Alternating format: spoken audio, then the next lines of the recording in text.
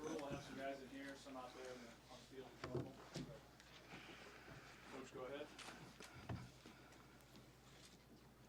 Simple. Don't have a problem. Obviously, a good win. Happy for the guys. I thought it was as well-rounded as we played from the opening kickoff, on the kickoff return, special teams, offense, defense, kicking field goals. Thought it was as well-rounded as we can be. So credit to the guys. As I told them, we it's not like we're doing something different. They're doing the same things. They've just worked and worked and worked and gotten better and better and better. Especially proud of those seniors. 30 of them, all different, different journeys to get here. But especially the guys who've been here for a long time. They've been through 3 coaches, different ADs. As I said earlier, they've stood in the gap. It's not easy to do, in a place with expectations like this, and they've done it. So I was really happy for them to be able to grab that trophy, and they've never seen it before, and hold it and bring it in the locker room. So happy for them. Happy for last year's seniors. It was great to see, the Ethan Pipers, the Taggies, the Reimers, the guys who, we weren't able to get them there last year. I promised them last year that I'd fly them to the bowl game. So I was happy that we can guarantee a couple more weeks, and we can bring those guys from last year hopefully to the bowl game this year. So You wanted the players to do this. You said that they're going to be the guys to do it. Your offense certainly did that today. What accounts for how well your offense played from the very first drive until the final touch? Well, Sam, it's I just can't have a good moment, right? You know me, I have to always be whatever. But even at halftime, I was like, we turned the ball over on the 20-yard line, so they gave our offense did. We missnapped it on third down for again.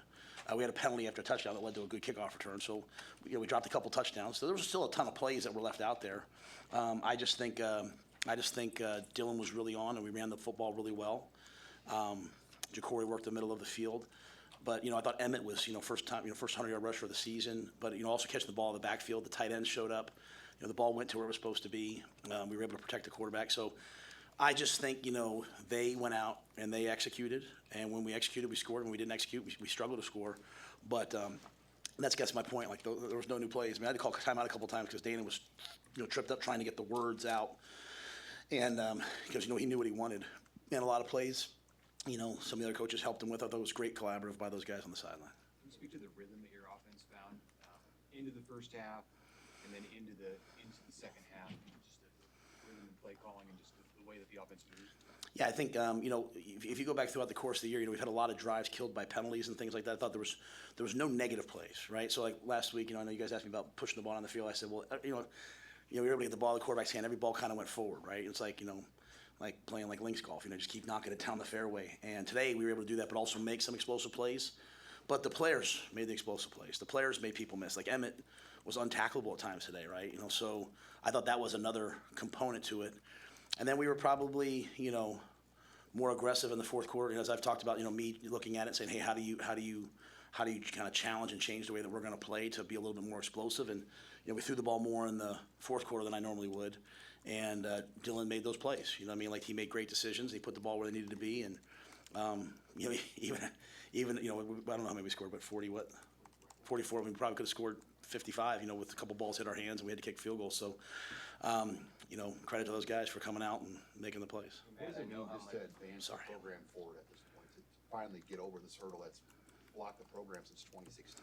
Well, I think there's obviously a psychological component to it, but there's also a physical component to it. And as I said when I was talking to the production, you think the last 7 years Wisconsin's been in a bowl game. That's roughly 15 practices a year. That's 105 practices that their players have had of development that we haven't had. And so, this is a great way to send off the seniors. It's also an opportunity for us to continue to develop our players. And then kind of the cloud that kind of hangs over everything, it's gone. This will be the last time we ever celebrate 6 wins. But as I've told our players, it's always the hardest to do it, because it's always hard to be the first to do it, right?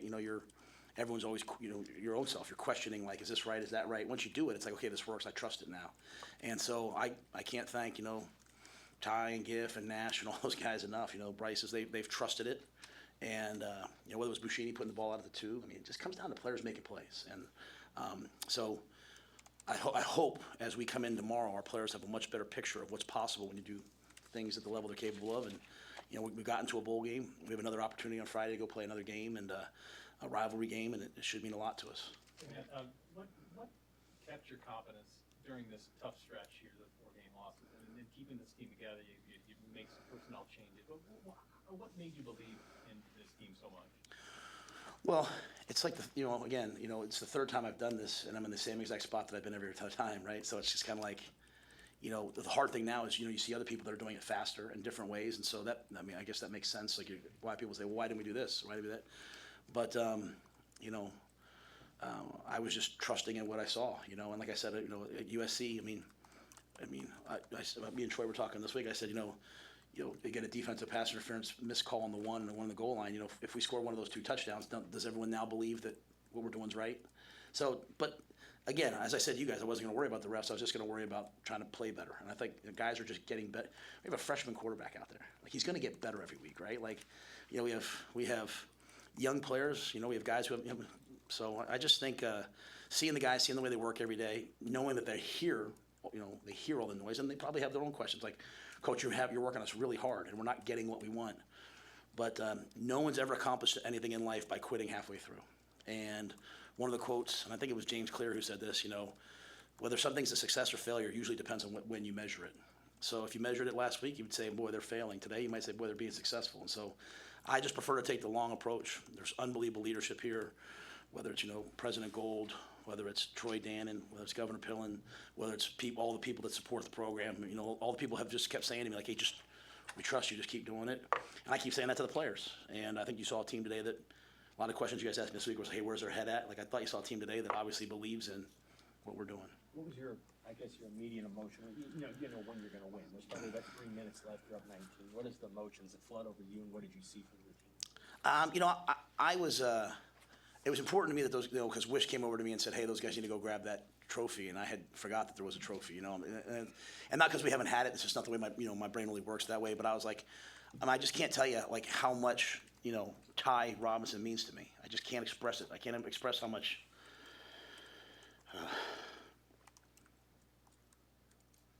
Those guys have meant to me, and I don't know that everyone's always treated them fairly. I don't know that like those guys. I don't know if anyone understands what they've had to endure here. It's just hard to be a player and have different coaches. It's just so hard, right? And I've just seen the look on their face coming off the field after UCLA. I've seen the look on their face coming off the field, and just me like being like, what else can I do for them? So honestly, Sam, today my speech to them in the locker room was, I would give anything to do this for you, but I can't.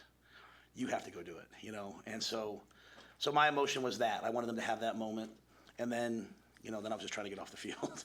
They wanted to interview me with the Big Ten, and they took a long time, and I got a little bit choked up there too, because I just they've worked so hard, and I wanted them to have this. I know how much you stress the middle 8 portion of the game, even that 13-0.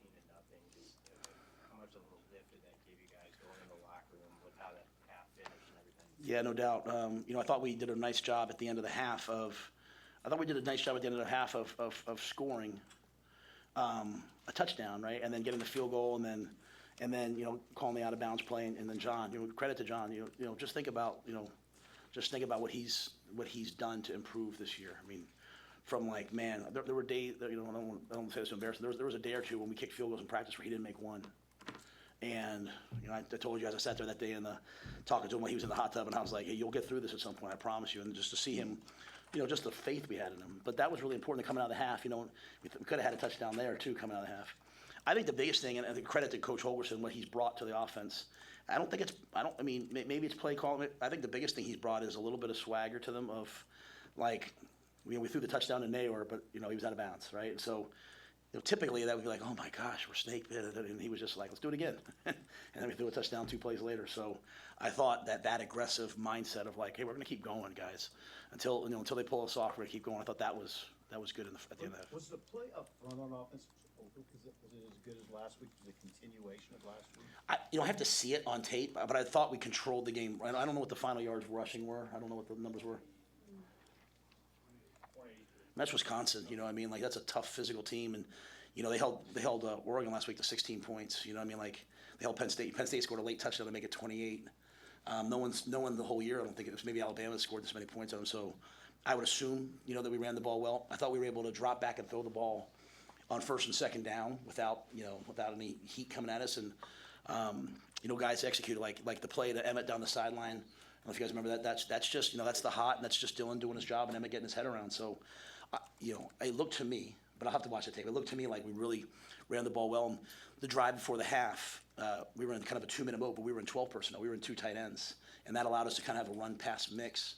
And I just think that's kind of, I don't think that was planned. I think just kind of Dana was feeling it, and the guys were moving the ball. So I would think so, but I'd have to watch the tape. Is there any part of this that's a feeling of relief? Yes, 100%, 100%. And again, it's relief in that I've got the benefit of doing this twice before, and staying like I think I said to you guys like when I made the change with Dana, like I look at the weight room, I look at the training room, I look at sports science, I look at sports psychology, I look at the player development, I look at the recruiting, I look at all the things we're doing and believe it's all right and it's all going to pay off in a big way. It's just I look at the players and they're coming in every day, and then it's a close loss, and then it's a close loss. Will this work? Will this work? Will this work? And I would have liked to have gotten our 6th win a long time ago, but there's something really important to us about playing Wisconsin. To be quite honest with you, Julie and I sat there 2 years ago and we watched the Wisconsin game, and it looked like it wasn't going to work out where I was going to come be the head coach, just couldn't make things work. I remember watching that game and watching Wisconsin it was a close game, and then Wisconsin just kind of beat us up on the line of scrimmage and pull away at the end of that game, and then soon thereafter, Trev and I were able to work some things out before the Iowa game.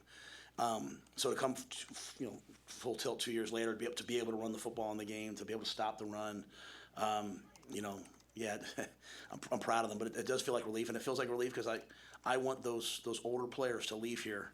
Like Giff kept saying, as he was walking out halftime, I want to change the program forever, and just obviously we're not where we were in the '90s. We're not there. I'm saying just in terms of we're not snake bit. There is no curse. You got to just go play good football, and if you play good football, good things will happen. So we'll have to do that again Friday versus a great team. You saw Corey Barney put together a career high in receptions and yards as well. How special has it been to see him grow throughout the season? Yeah, Jacory's one of the most competitive guys I've ever been around. He's one of the hardest working guys, and what I like about him is, he doesn't really we're not out there trying to scheme guys up to get open. Coach is calling plays, and Jacory runs a route as hard if he's the first progression as if he's the 4th progression. He runs every play like it's the last play of his life. And he's out there catching punts. He's out there catching kickoff returns. And I thought the game started off at a really, really good note with the way he started off with that kickoff return. And so you think about our special teams and where we were at Purdue to where we are now, where we're kicking the ball, we're punting the ball down to the 5-yard line, we're turning kicks out past the 50. I wish it would have happened earlier. But guys like Jacory, when they want to play special teams, I think it lights everybody else up. Hey, I can do this. And we had a bunch of starters out there playing on the special teams today. Last question. Is this the Emmett Johnson you guys thought you were going to see this season? I don't want to say I don't say that makes sure I couch it the right way. I just think Emmett's like all of our guys on offense. There's probably as you go through the season, you're not scoring enough points. You start to lose maybe a little the confidence, maybe in what we're doing, maybe not even in yourself. But Emmett to me was a game breaker today. He was a difference maker. I wish Ramir could have been out there. Obviously Ramir Johnson. If you guys knew the things he's overcome this year to be out there, I mean, it's just amazing person. But it was Emmett, and I thought he played really, really hard. And then Dante, some big crucial runs on 3rd down, and the ones even to score the touchdown. I thought the backs hit it and played hard. But yeah, I think we have a lot of Carter Nelson. Carter Nelson's out there playing, then he makes a tackle on kickoff. There's a lot of guys. There's a lot of guys if they just stop at the end of the year and catch their breath and look up, they've really gotten better over the course of this year. And now we have a couple extra weeks of bowl practice to try to get them even to another level. Matt, what did you do to celebrate? What will I do to What celebrate? did you do to celebrate? Yeah, I'm not talking about that, guys. Don't ask me. I won't ask you.